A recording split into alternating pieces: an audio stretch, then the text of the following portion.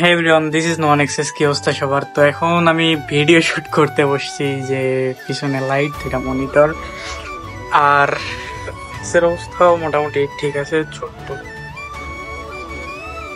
Perfect.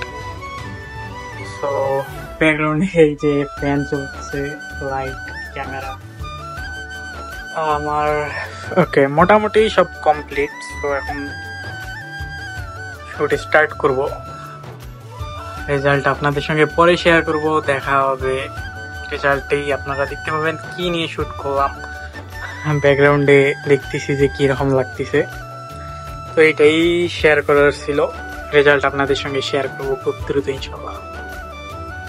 ওকে, so আলহামদুলিল্লাহ আমার shoot complete. এখন এডিট চলতেছে, মাত্র এখন এডিট শুরু করি নাই।